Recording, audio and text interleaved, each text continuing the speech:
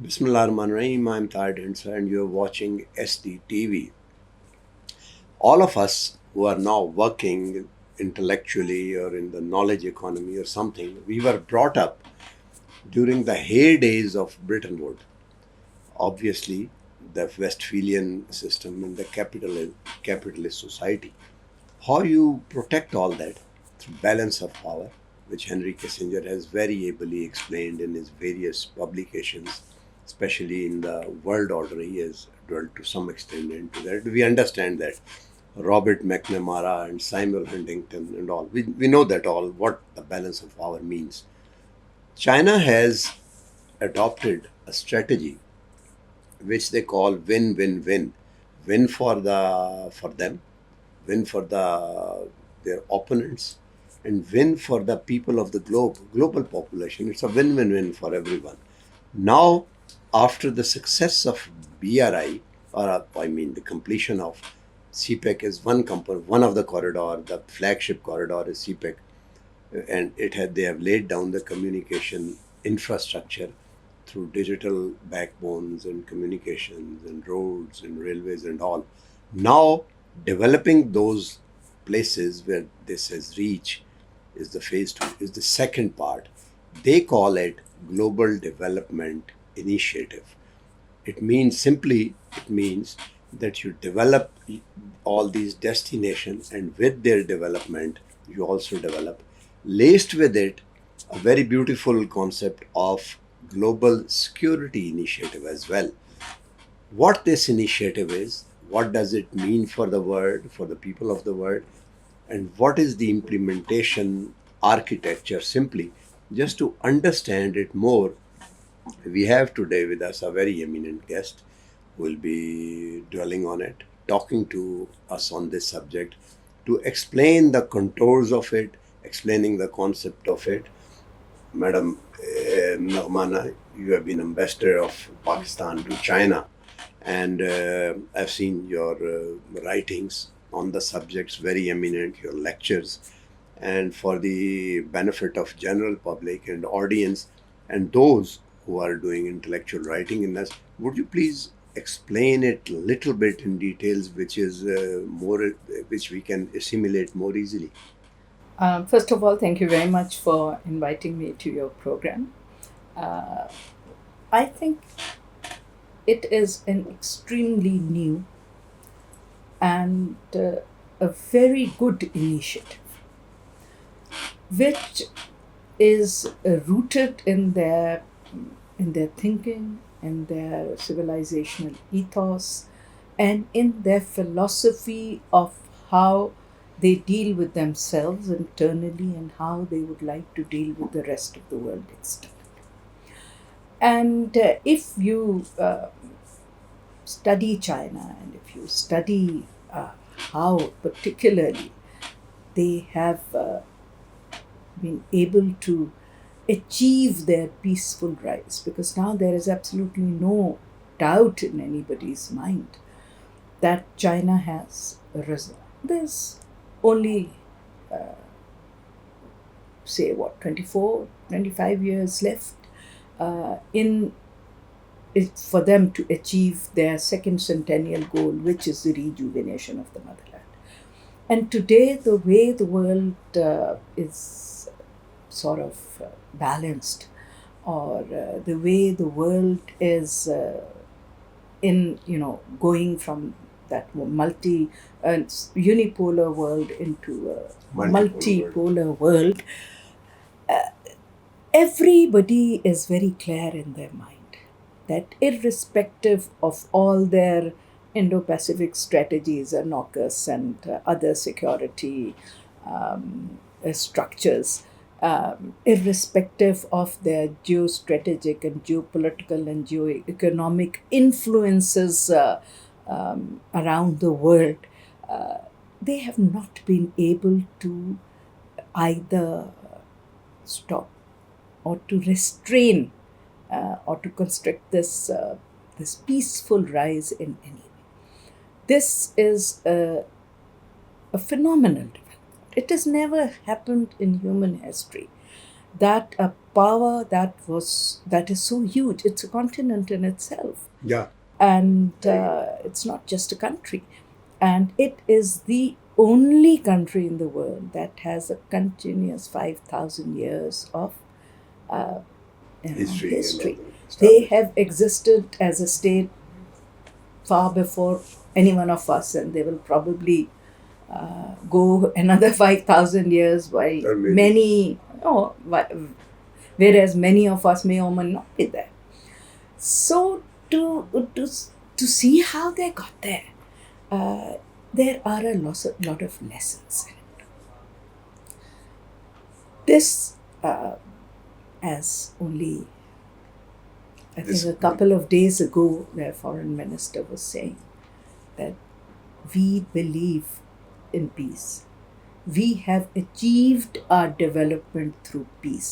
We have enhanced our economic, political, and strategic influence through peace, not through Bretton Woods institutions, which are, Not through a new balance of world. power phenomena. Not through balance of power phenomena, not through colonization, not by going to wars, not even shooting a single bullet.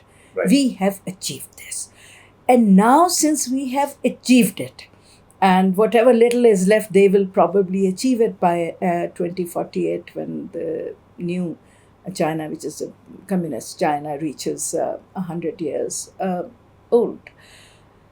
So now they have gone beyond what was the concept of connectivity, because they believed, and the rest of the world also believes, that without connectivity nothing can work. You Right. have to first have connectivity, infrastructure, energy.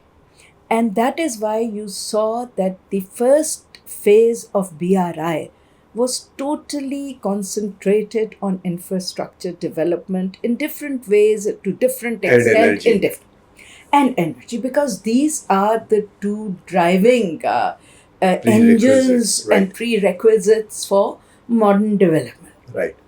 And now, of course, there is the third element, which is IT and AI, which also is dependent on energy to Yeah. begin with.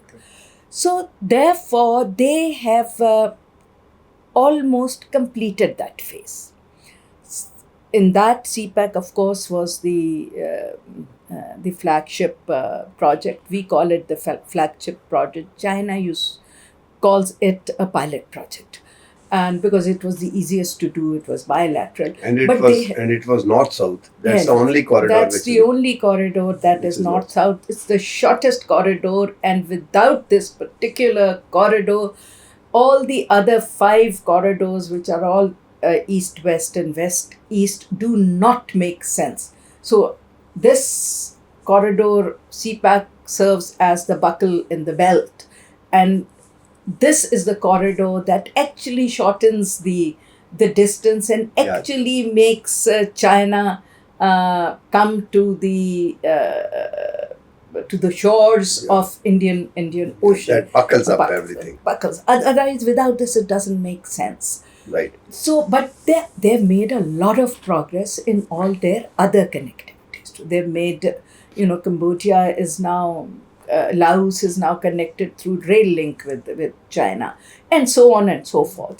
They have a rail link that starts in the east of China and goes all the way up to UK. So, they have done a lot of connectivity work in South Asia, in Southeast Asia, in South America, in Africa, in Europe itself, So that project is now sort of complete. Whatever is left is in completion. The budget, and everything has already been Now it's allocated. inertial guided. So now what do you do?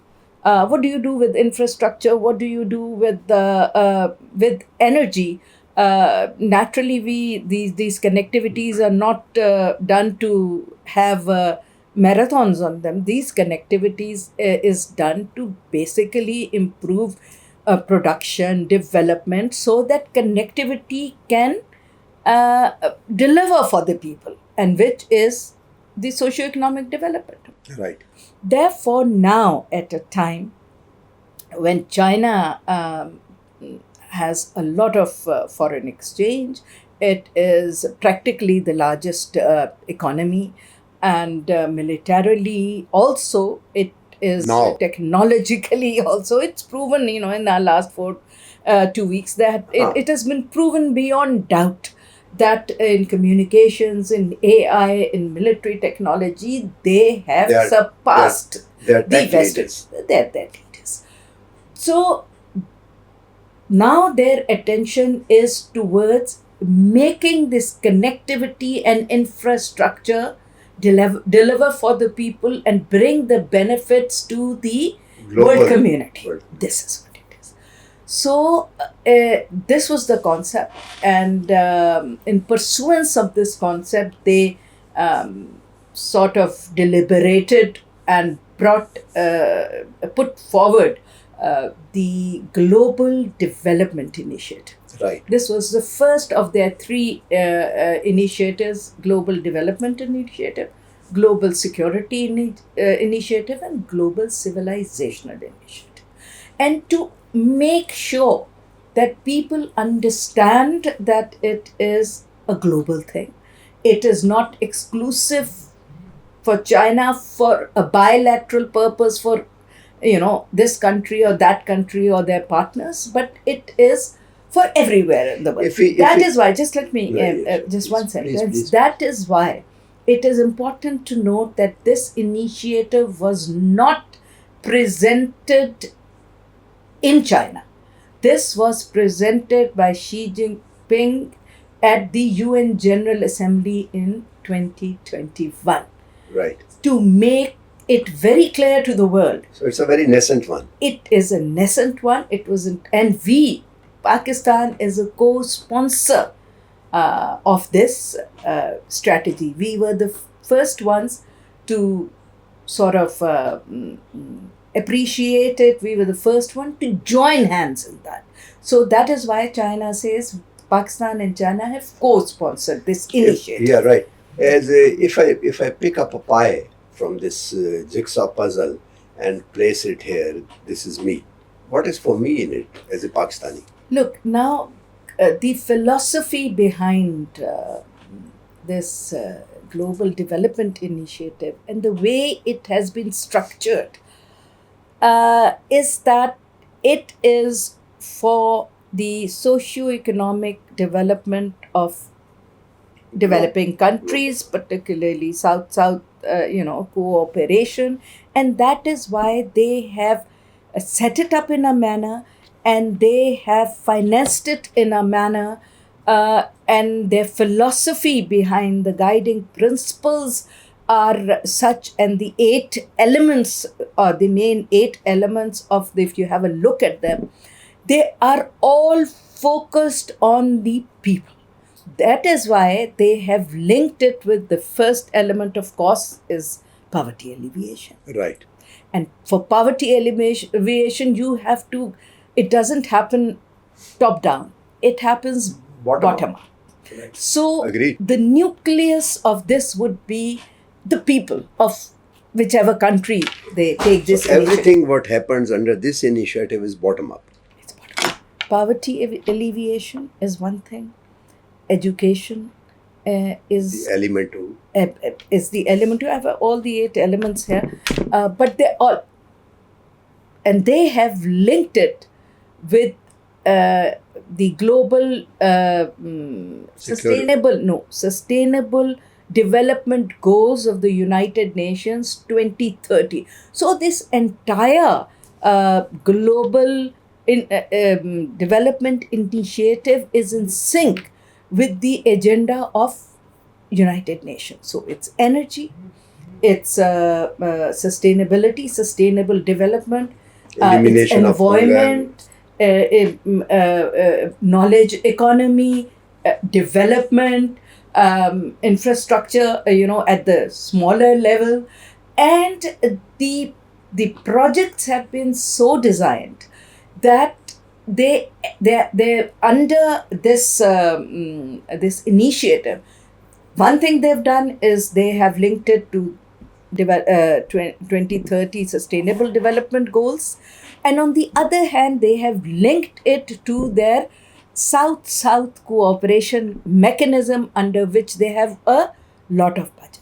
The GDI also has a humongous budget, but this budget will not be focused on large projects. So you're not making, for example, dams like Damir Bhasha Dam, or you're not making, like the Gawada port with it or anything. These would be focused, small and smart projects, which are green, which contribute to the fulfillment of the sustainable development goals, and that have a direct impact on the welfare and development of the people. Healthcare, again, healthcare and education are Very- very, very important. And with that, of course, AI and communication. So They these have are been- the eight. Yeah, they have included pandemic into that as well. Yes, What is healthcare. that?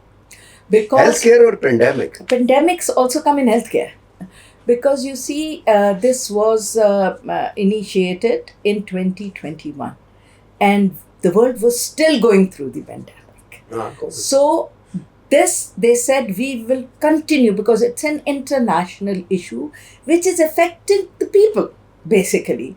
So like we used pandemic to ensure that we quickly developed the vaccine, and they delivered it free to the world, and Yeah. they gave the patent, they gave it as a patent to the people of the world. So they haven't kept it with themselves. They've said, okay, this is for the rest of the world. They did not kept it as a business proposition. So it is Yeah. not a business practice.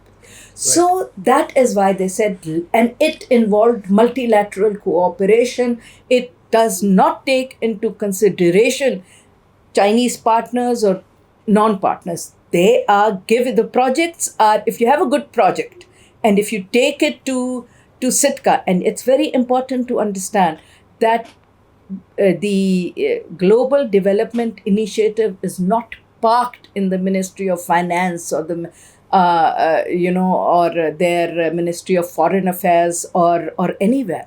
It is parked with the China International Development Association or authority, which is Sitka. So, and the head of Sitka is a ministerial level person who was the former Vice Minister for Foreign Affairs of China, and who has a huge sort of experience in Understanding of understanding of the subject and of development assistance. So, and that is why, and as I said, they are in this focusing on small and smart projects. And there is no differentiation of whether you're a developed country or developing country. If you have a project that will help you in any way with the Sustainable Development Goals, with the goals of environment, of clean energy, of sustainable development, then that project can be financed through the GDI Sitka loans and grants and whatever. And it's equally, for example, Sitka has done several projects with Germany, which are they could be in third countries, in developing countries, or they could be in their own country as well, but aligned with green energy, resilience building for environment, and for meeting the Sustainable Development Goals. So that is the vision translated into policy and further translated into projects. And then to initiate those projects, the approach is not top down, it's bottom up. Are you saying that? Is there there must be some architecture behind it? See, there's a huge architecture behind it. And that centralized in China, or? No, it is, as I just said, it is not parked in any government organization. It is parked in the multilateral, international, aid organization that they have.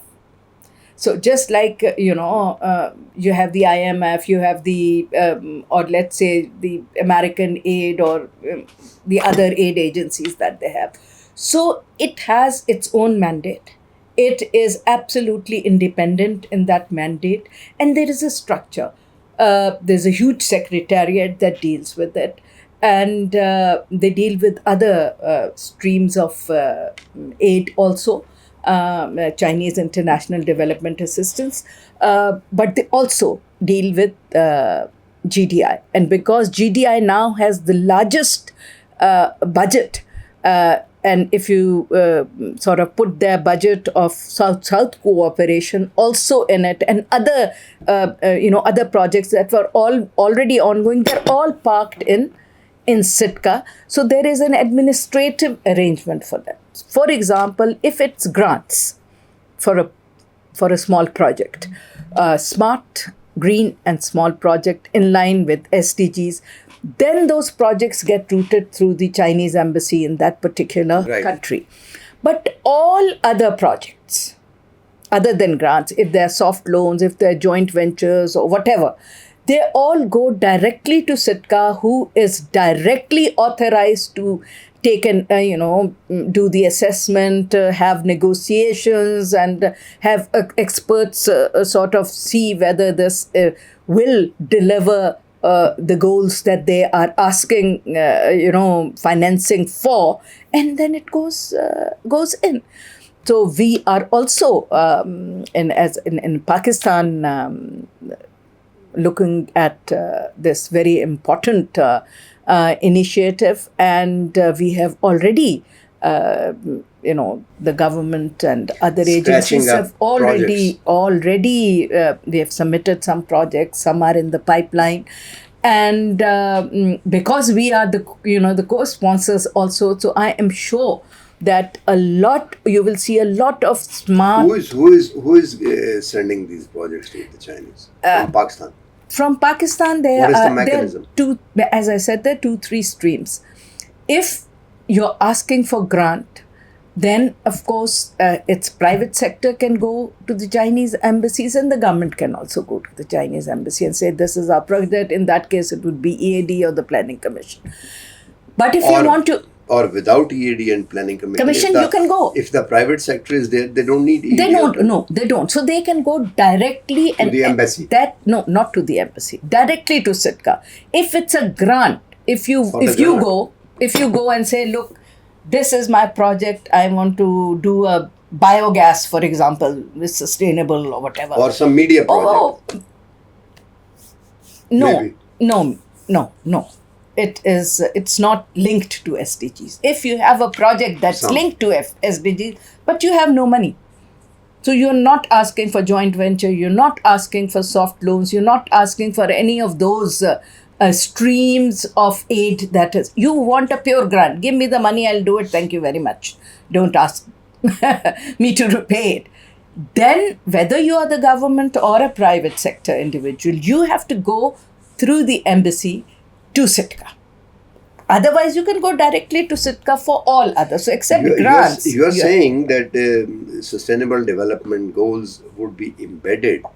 And I was interviewing a very senior person from the UN system. The UN system thinks that they don't have the money to fund them. Sustainable development goals. So they're not funding. They're asking that 60% must be paid by the countries. So I asked him that Pakistan doesn't have that money. So that it means that the goals are not going anywhere. There are 2 or 3 problems there. So are you saying that the China will embrace those projects or the goals which the original proponents have, not shunned, but... Look, there is a very big difference between how the Western aid agencies and the UN operates. They make these projects. They do them through their own NGOs. Right. Okay? They want 60% from the country. They want 40%, they finance, of which 80% is administrative charges for their own Like in NGOs. Afghanistan. So like in Pakistan. Like in Pakistan. So what is left in the project? 20%. So the projects never really deliver the way they deliver. They should. This is not based on that. If you have a good project and you take it to Sitka and it is approved and it is linked to SDGs and the poverty alleviation and development and education and the 8 streams that they have, then it is between you and Sitka. They will finance it. But of course, there's a mechanism through which they will evaluate it and they will do it. But then it is not being given to an NGO to administer or to execute. You as an individual can go and get it and execute it. I was reading a paper, in fact, I think probably by you or someone else as well, interlaced with it as an interwoven fabric. There's a global security initiative. What is that? The global security initiative actually is, I would say it's a twin of global development initiative. Because global security cannot come without global development, and global development cannot come without global security. So the philosophy behind all this is that you need to believe in cooperation, international cooperation, and not conflict. You have to believe in multilateralism, whether it is through regional cooperation or at the larger world scale. And once your development is secure, once the people have what we used to call roti kapda or makan, it's basically you have healthcare, you have a house to live, you have clothes to wear, you have food to eat, and you have education and healthcare covered.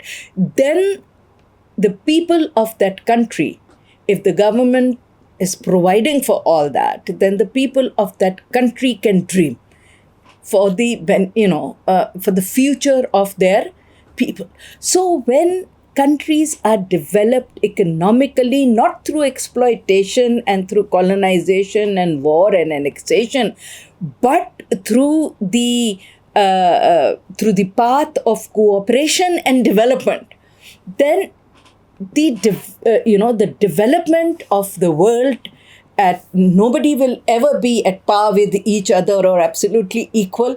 But if everyone equitable, then everybody is secure. And if everybody is secure and you're sort of pursuing true multilateralism, which is based on the 5 principles of Panchashila, which is, mutual respect, mutual cooperation, mutual dialogue, mutual understanding, mutual respect, for the sovereignty, territorial integrity, and this, that, and the other. Then if those are those principles that the United Nations presents or are dependent on whether the international community cooperates or doesn't cooperate. So what they are linked with this is the global civilizational initiative, and that if you study all of them, they all complement each other, because from global development initiatives starting from the people, and if the countries have a chance of fair trade, fair development, and issues are being resolved through multilateral dialogue, through multilateral fora. Development is also going through multilateral fora. Then security will prevail. And global civilizational issue goes even a notch upper than that. What they say, and it's written, and you can quote some of their leaders, and you can find these quotes in many writings, that the world may be very small, and yet it is big enough to accommodate all of us. So it is the right of every country, and not just a few superpowers, to look at the welfare of their people and bring them to a better level of development and the development is not only economic development or industrial development, intellectual development, civilizational development, cultural development. So every country has the right, without stepping on anybody else's interests and without going into conflict with anyone. With anyone else, you have the right. So do not say that, we are a superpower, you do this, these are the conditionalities. All international aid programs, all international development programs, all UN programs, all come with conditionalities. GSP Plus comes with conditionalities, for example. Yeah, I know. Chinese development assistance does not come with conditionality. Right. And they do not impose their agenda. That is a very big difference. Here, China will not say, here's the money, you do this project. No. China will say, what is your requirement? What is it that you need most? And how will it contribute to that country alleviating poverty, that country fulfilling and achieving the sustainable development goal, achieve the target of clean energy, green energy? How will it fulfill the goal of making your economy and your country a knowledge economy and knowledge-driven governance? So they will ask you to bring the project. They will not make the project for you, and they will not impose their will or interest or their conditionalities. So I think that's the very big difference between China. That's the spirit. Yeah. Yes. Last question, just very quick. You say yes or no, maybe, or a very quick one-liner you can say. I was reading somewhere. I was reading a book on naval power, and there I read that that China could take in oceans. China thinks that in 2039, China would reach a point where it would be possible for China to take unilateral decisions. Do you think this global development agenda will be secure beyond that as well? Yes, I think it is, because for a very simple. When they say we can take unilateral decisions, that as a super, means it becomes super. What do they mean? Unilateral decisions can be for peace and development also. They don't have to be for annexation and war. Yes. And here the civilizational wisdom and the history of 5,000 years of China comes in. Have they ever gone beyond their borders? No. All the wars that they fought was imposed on them. Were to defend their territory. Even the Great Wall was built not to invade anybody else's territory, but Mongols. to protect themselves from the Mongols. And I will end by giving you a very small example. When Quad and AUKUS were formed, the West and India were boasting about it. There was a big bravado thing. We will now, surround China and this, that, and thing. And the Australian Prime Minister or President had said that, with that we can defend ourselves against China. So normally their president or their foreign minister doesn't give statements unless it's very necessary. They have a system whereby, the message is conveyed. On this occasion, the president himself said, and it was reported on all the newspapers, that never in its 5,000 years of history has China ever fought on foreign shores. But we'll be ready if you come. So the wars will be fought on our shores, not yours. So unilateral decision making can also be to secure and protect peace by supporting cooperation and multilateralism, not through unilateral damaging global- philosophy of NATO, for example, or of the UN Security Council Chapter 4 decisions, which of course are bulldozed by the powers that be there, and you've seen what has happened. That's history. I don't want to talk about it right now. So that is the difference That is it. between these three initiatives and the initiatives of the West, or the philosophy of the West. Thank you very much, Madam Ambassador, for giving such an ample time on a very important subject. And so the bottom line is that as it looks from its appearance and as it has been explained, it is an agenda for peace. And I think, and that is the reason that it can interlace each one and everyone for a very long time to come, and that is a win-win-win if it becomes possible and it goes further. With this, we come to the end of the program. Bye for now.